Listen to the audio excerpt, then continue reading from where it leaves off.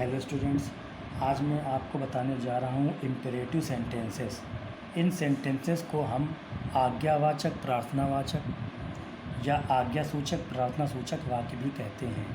इन sentences की सबसे ख़ास बात ये होती है कि इनको पहचानने का सही तरीका ये है कि इनमें हमको ये प्रकट होता है कि हमको कोई आज्ञा दे रहा है या प्रार्थना कर रहा है। इन सेंटेंसेस में तुम छुपा रहता है।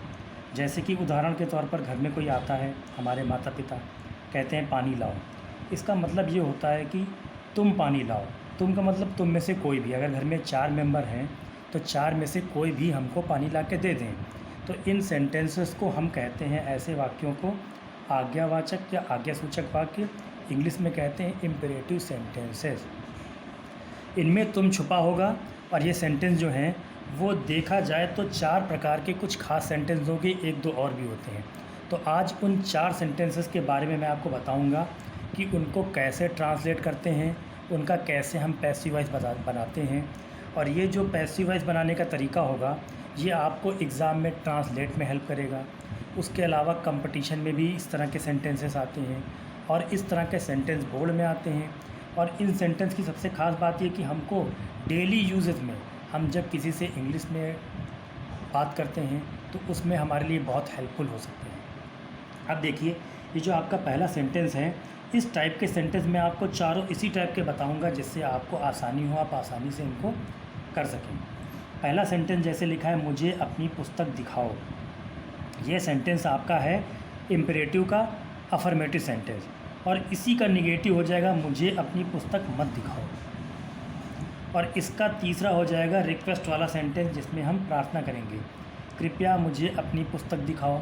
और इसी का फोर्थ टाइप का आपका हो जाएगा सेंटेंस जिसमें आपको प्रार्थना भी करनी है और आपको ठीक निगेटिव में प्रार्थना करनी है, कृपया मुझे अपनी पुस्तक मत दिखाओ। तो इन 4 टाइप के सेंटेंस ख़ास तौर पर होते हैं, आमतौर पर होते हैं, और इनको हमको ट्रांसलेट करना है तो उनके लिए सिंपल एक रूल अप्लाई करना है जिससे हम आसानी से इनको ट्रांसलेट कर सकते हैं और इनका पैसिव बना सकते हैं। जब सेंटेंस इस तरह का हो कि मुझे अपनी पुस्तक दिखाओ और सेंटेंस इम्पेरेटिव हो, ऐसा लग रहा हो कि उसमें आज्ञा दी जा रही है, ठीक है, या सलाह भी दी जा रही है, तो इस सेंटेंस की ख़ास बात सबसे है ट्रांसलेट करने के लिए सबसे पहले first form of the verb plus object, उसके बाद अदर वर्ड का प्रयोग करते हैं।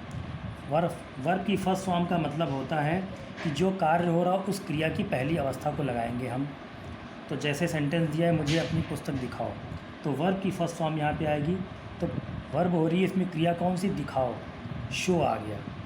इसके बाद में आएगा ऑब्जेक्ट जिस पर कार्य किया जा रहा है, क्या दिखाओ, ठीक, मुझे दिखाओ सबसे पहले, तो ऑब्जेक्ट हो गया मी, मेन ऑब्जेक्ट। इसके बाद में आएगा अदर वर्ड। अदर वर्ड में क्या होगा, अपनी पुस्तक। तो यहाँ पे यू छुपा है तो यू का अपना होता है योर, तो show me your books, verb की फर्स्ट फॉर्म, ऑब्जेक्ट और अदर वर्ड। तो इसका ट्रांसलेट हो जाएगा show me your book, verb की फर्स्ट फॉर्म, ऑब्जेक्ट और अदर वर्ड। और इसी का जब हम बनाएंगे पैसिव वॉइस, तो पैसिव वॉइस इसका बनाते हैं, उसके लिए रूल होता है let object be plus third form of the verb plus other word. तो सबसे पहले आ जाएगा लेट, उसके बाद ऑब्जेक्ट आएगा मी, उसके बाद आता है be plus third form of the verb showed, उसके बाद में अदर वर्ड योर बुक। तो let me be showed your book. इसको चाहें तो अदर वर्ड से ही बना सकते हैं, लेकिन सिंपल मेथड यही रहता है, इससे गलत होने का चांस कम रहता है।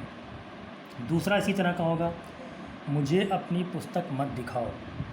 तो ये इसके लिए रूल होगा, मत आ रहा है इसमें, तो पहले आएगा डोंट या डू नॉट। तो don't plus first form of the verb plus object plus other word. इसके लिए रूल हो जाएगा, इस तरह का अप्लाई करेंगे तो हम बन जाएगा ट्रांसलेट करा।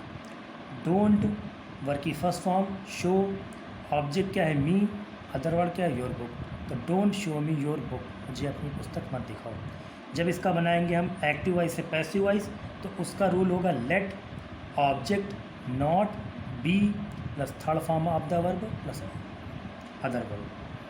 तो सबसे पहले आएगा लेट, ऑब्जेक्ट क्या है मी, फिर आएगा नॉट प्लस आएगा be plus third form of the verb showed plus other word your book. तो let me not be showed your book. इसमें जो ऑब्जेक्ट होता है पैसिव में, उसको सब्जेक्ट बना के नहीं रखते बल्कि ऑब्जेक्ट ही रखते हैं। तो इसका हो जाएगा late me not be showed your book. इसके बाद तीसरा दिया है कृपया मुझे अपनी पुस्तक दिखाओ। ये सिंपल मेथड है। इसमें सबसे पहले हमको प्लीज़ लगाना है plus first form of the verb plus object plus other verb. तो please show me your book. इस तरह से जितना भी बड़ा ट्रांसलेट हो उसको हम हिंदी से इंग्लिश में ट्रांसलेट कर सकते हैं। अब इसको जब बनाएंगे पैसिव वॉइस, तो इसके पैसिव वॉइस में रूल होता है जिसमें प्लीज़ लगाओ शुरू में, तो उसमें लगाते हैं प्लीज़ को हटा करके यू आर रिक्वेस्टेड टू। इसमें लगाएंगे you are requested to plus जो वर्ब की फर्स्ट फॉर्म है उसको वहाँ से लेकर के सेंटेंस को लास्ट तक हमको वैसे ही कॉपी कर देना है। तो you are requested to show me your book, ये इसका बन गया पैसिव वॉइस। इसी तरह का फोर्थ इसका होगा कृपया मुझे अपनी पुस्तक मत दिखाओ।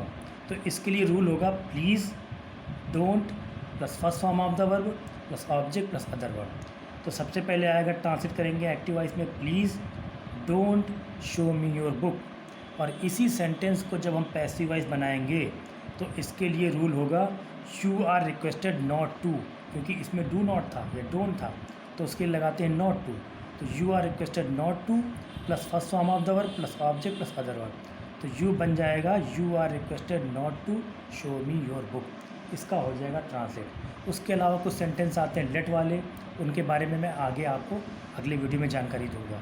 तो इस वीडियो को ज़्यादा से ज़्यादा लाइक करें, शेयर करें और सब्सक्राइब ज़रूर कर लें, ताकि आपको रोज़ ग्रामर की ऐसी बेसिक नॉलेज मिलती रहे और आप धीमे धीमे करके अपने संग्रह को भर सकें और ग्रामर में आप high school, inter, first year में आप कंपटीशन में आगे बढ़ सकें। क्योंकि इस तरह के सेंटेंस आपको आगे तक कंपटीशन में आएंगे। टैट, सुपर टैट, इलेक्ट्रीशियन, इन सब में इस तरह के सेंटेंसेस आते हैं, आपको हमेशा काम देंगे और ये आना आपको मस्ट चाहिए। क्योंकि आजकल अगर ग्रामर आपको नहीं आती तो इंग्लिश में बहुत प्रॉब्लम होती है। इसलिए इस चैनल को लाइक करें, शेयर करें और सब्सक्राइब जरूर कर लें, क्योंकि आपको डेली ऐसी ठीक बेसिक नॉलेज ग्रामर की दी जाएंगी। Thank you.